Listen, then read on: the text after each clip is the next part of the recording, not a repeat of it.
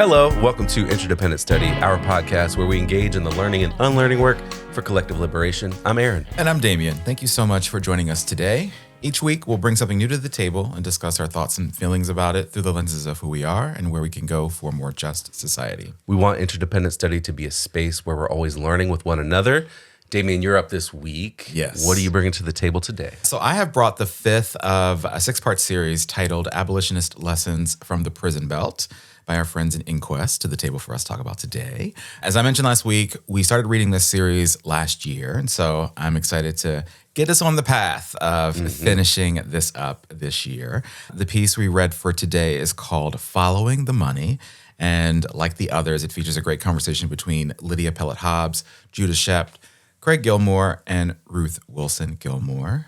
And in this particular conversation, they talk about the substantial political power of the carceral system because of the immense funding that surrounds it and what abolitionists and organizers can do to interrupt that funding and that power. And so the piece actually has a really great introduction / summary of their conversation at the top. And so I'm just going to share that because I think they do a better job of it than I could. So the intro says this, quote, "We examine the strategic importance of interrogating the flows of funds that make criminalization, incarceration, and policing possible through all the different forms they take, from source to transfer to officer's wage or prison gate. Instead of spectacularizing incidents of corruption or the negligible profits of private prison corporations, actually following the money means identifying all the places organized action could interrupt those streams and divert those dollars in other directions. Growing agencies for punishment often use the budgets they accrue to exert more pressure and hoard legitimacy in the next budget battles, even as they trumpet their alleged cost effectiveness. We make the point that the fight over legitimacy matters and that attempts by pro-prison actors to shield their funding mechanisms from potential interference by the public are proof that people continue to struggle for other futures." And I just thought that was a really great introduction to this incredible conversation with just lots of lessons and takeaways in it. So yeah, let's get into it. Where do you want to start? Yeah, I really appreciated this lesson in budgets. Yeah. Because I think I always assumed that for the most part, state budgets were fairly straightforward. Right. There's always the bureaucracy behind the scenes, but with large entities like statewide prison bureaus and policing agencies, I sort of assumed that they would get their budget allocations from whatever body makes that decision. Yeah. Whether that's a state or county or a municipal body. And then we find out here that there's some sneaky stuff happening to ensure that prisons and jails and detention facilities, as you say, continue to be well-resourced. Right. Which I'm sure we'll get into. But there is also this move to make the budgets appear smaller than they actually are, to manage the message around what this money goes to through using the kind of underlying assumption that prisons and the way that they operate are functionally necessary to our society. Our society, right? Yeah. And early on in the discussion, Ruth Wilson Gilmore is making this argument to set up the different aspects of this conversation. And she says, quote, "It's another of hundreds of examples where it appears that the size of a prison budget and related infrastructural improvements is so enormous that it's completely counterintuitive to think that the people who live in that locality are not going to benefit directly or indirectly. But experience shows otherwise, example after example." Yes. And so we take this idea of the prison industrial complex being so necessary that their budget isn't questioned. Yep. And it's even argued for because, of course, that huge budget will help the local communities. How could it not? Yeah. Look at how much money it is. Yes. And the takeaway from their work over decades is that that's obviously not the case. Yeah, it's such a great point to think about, that these prisons, these budgets are so massive. So you would think, well, of course it's necessary. If an education budget is that big or a true public safety social service is that big, you'd think, yes, that makes sense. But we know from experience, we know from years of this that in this case, it is not. One of the big lessons that I learned from this piece and this conversation, and you mentioned the word sneaky, it's just how sneaky our governments and institutions can be in terms of finding ways to secure the funding necessary for the carceral system and really doing that by any means necessary. And so Lydia Pelot-Hobbs shares a great example of this. She says, quote, "The mechanisms through which money flows to carceral projects are not natural. and it can be helpful just to make these mechanisms more visible to the public. For example, to be able to use lease revenue bonds to build prisons or jails requires the creation of a nonprofit corporation that's still a state entity to flow the money through, which requires, at least in the case of Louisiana, the legislature to pass an enabling law. In other words, elites have to organize to make this mechanism exist in the first place, and bond underwriters derive huge profits from offering this as a mechanism that allows elites to sidestep public opposition. In Louisiana, brokers literally contacted the governor by saying, in effect, we see that all these people are voting down your proposals for more funding for prisons through property taxes. Here's something you could use to get around them.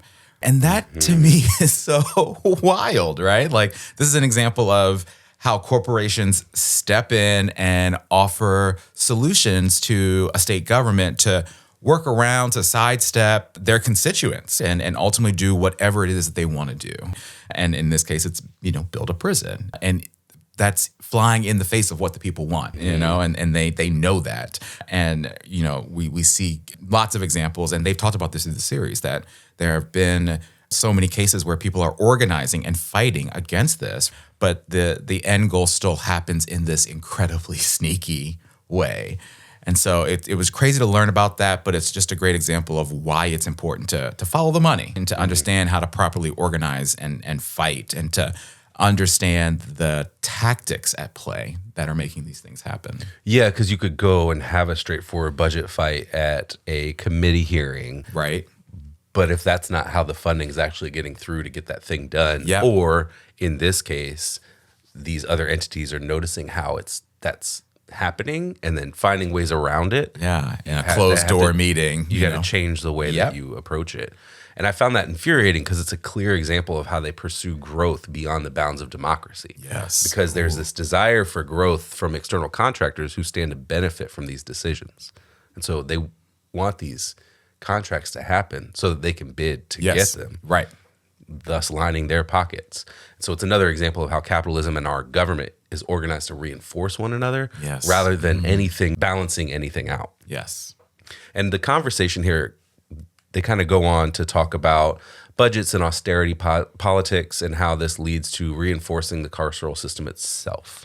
So Judah Schept says, quote, "The second point about austerity and expansion concerns the actual plan for what we now call FCI Letcher, but which is in fact two separate facilities, the main one and an adjacent federal prison camp, a minimum security prison designed to hold 256 additional people in captivity next door."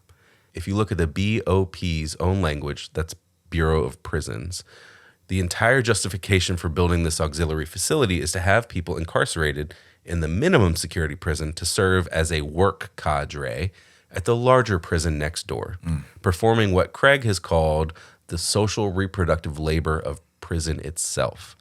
There's a lot of ways to think about the absurdity of minimum security prisons in general, but clearly, its function here would be to house an unfree labor force to perform the custodial work of maintaining custody. The BOP, of course, would be relieved of having to pay federal minimum wages to Letcher Countyans to serve food or clean or whatever. This is about the money, including the ways the state spends money and attempts to save it.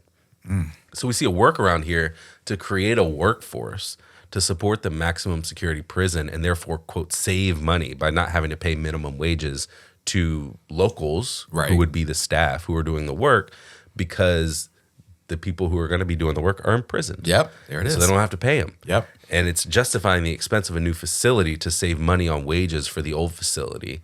And in the long run, is there actually any savings coming to the state this way? There's the point. Probably Yes. not. Right.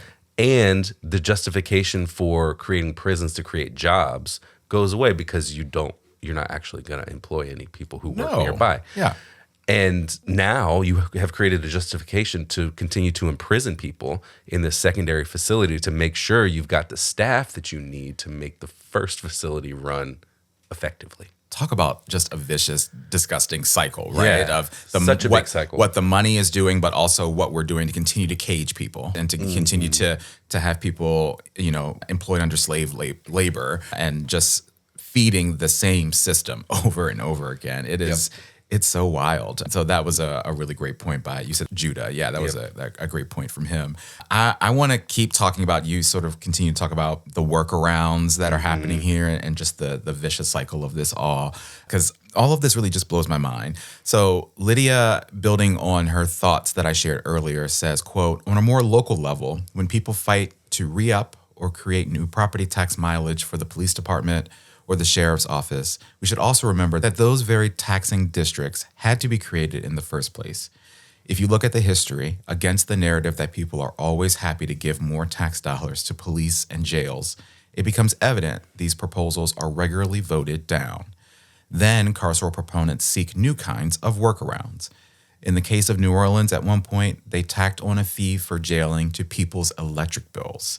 You can read this move as simultaneously an example of local officials' commitment to locking people up, and also, again, a story about how they had to come up with a sneaky plan because people were being successful in their opposition too. How these structures get built to allow the money to flow is a story of the dialectical relationship to resistance that is happening over and over again. And so again here, and as she points out at the end there, New Orleans was committed to securing the funding to support their prison system one way or another, no matter what.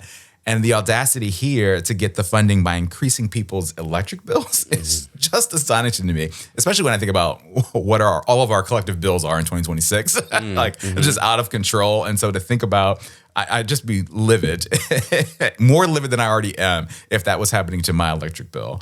And so, to me, this example it speaks to a lot of things, but especially the call to action in this conversation that these folks are having about, again, why it's important to follow the money and the structures that are put in place to get the funding by any means for the carceral system. Yeah, that electric bill thing is diabolical. Yes. And it's hard to believe that they can just tack an extra fee onto utility bills and say it's and it's paying for something that has nothing to do with the utility bill. Yes. At all. At all. And yeah, I want to talk about this point that Craig makes about budget discussions and how they get framed in the public due to the underlying assumption, again, of the necessity of prisons. So he says, quote, there are people on the left who criticize those of us who engage in budget fights around prison or jail expansion, saying that we are reinforcing the notion of austerity and that there's only so much public money. They say instead we should get behind taxing the rich so we have more money for social services and more cops and bigger jails. In reality, the growth of the carceral state and the growth of neoliberalism track pretty closely with each other. And in fact, more cops are there because we're continuing to enforce austerity. Cops are needed to turn the screws even harder on it. But that seems a tough thing for some socialists to get.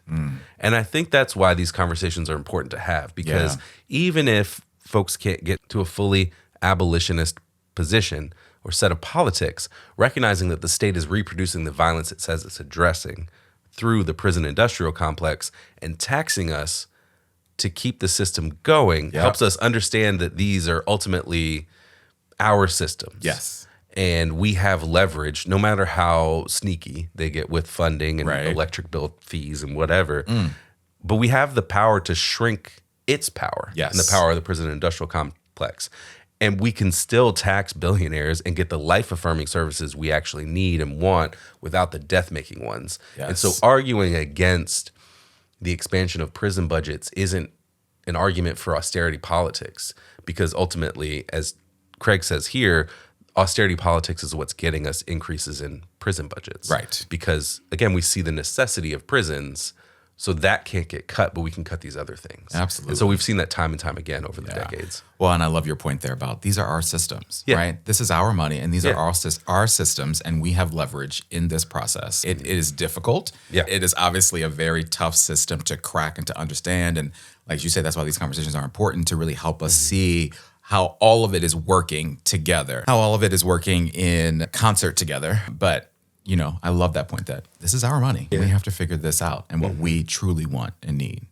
Yeah, absolutely. Well, I think you're getting us to a point of application. So I'm going to formally take us there. So how does this piece and our conversation about it apply to our everyday lives and work? I think one of the biggest pieces of application from the conversation is, again, just how important it is to understand that the political power of the carceral system is rooted in the immense funding that it receives.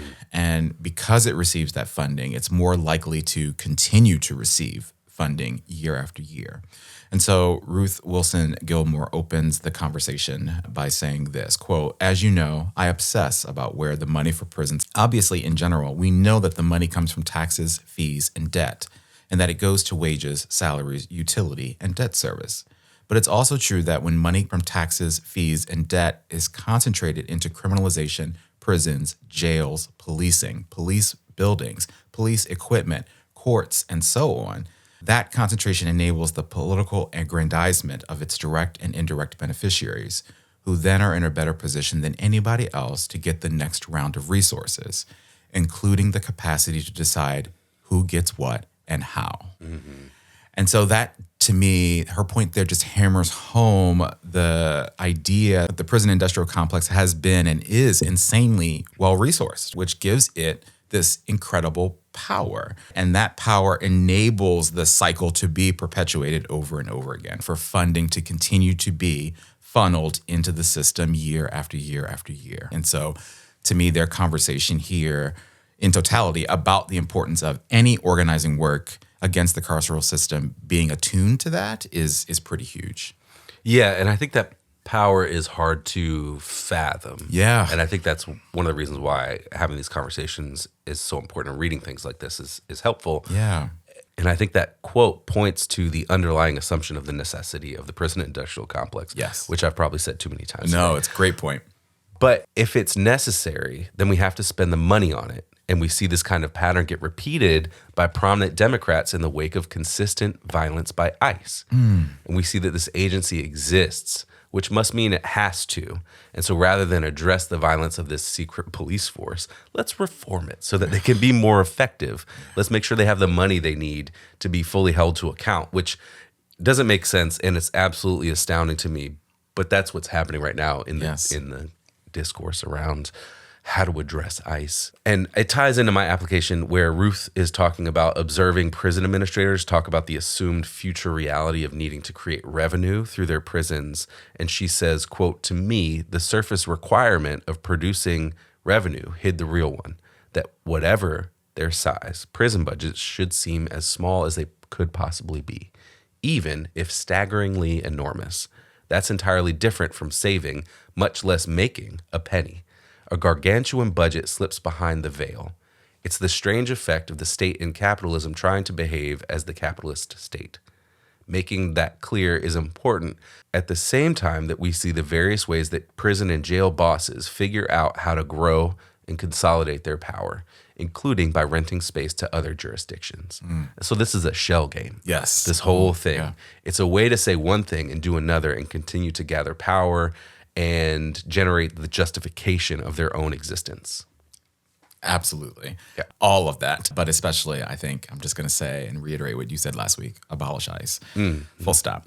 All right, well, let's talk about homework. What do we want to do to continue our learning and unlearning work once we leave the table? I think one piece of homework is pretty obvious, and we've got to read the final piece in this series and finish it. So I'm looking forward to that. I looked ahead a little bit. The final piece is called Finding the Opportunity in Crisis, which I think is an important effort given the times we're living in right now. So they talk about how abolitionists and organizers should capitalize on the energy and the momentum that exists when the public is committed to the issue in order to advance the fight for abolition. So I'm really looking forward to reading this piece and learning from it, and also seeing just what reflections we might have about the entire series once we've finished the whole thing. Yeah. Nice. Well, my homework is to read an interview that is linked here that Craig Gilmore did with James Kilgore in The Abolitionist. And the interview is about an article that Kilgore had written called The Myth of Prison Slave Labor Camps in the U.S., which unpacks the assumption that private prisons are the driver of the prison industrial complex when it's actually the state. Yeah, absolutely. Yep. Oh, I love that. Yeah, we should read that. That sounds awesome. Also, when you said Gilmore and Kilgore there, I was like, Is that right? Yes, I that had is to think right. about it very closely as I spoke it. I love it.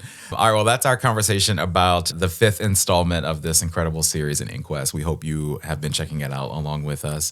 Aaron, you're up next time. What are you bringing to the table in our next episode? I'm bringing our first book of the new year to the table next week. It is called Engineered Conflict, Structural Violence and the Future of Black Life in Chicago. And it's written by David Omotoso-Stovall. And it offers an idea that the state creates points of conflict for people through its policies and decision-making. And so that's what engineered conflict is. Yes. It's conflict generated by state decision-making processes or municipal. Yeah. Because in this book, David uses the city of Chicago as an example of how that happens. The Haymarket website offers this as part of its description for the book. Quote, a hard-hitting exploration of how state policy displaces and isolates Black communities and how collective resistance creates spaces for working-class people of color to identify the true cause of conflict as capitalism and white supremacy.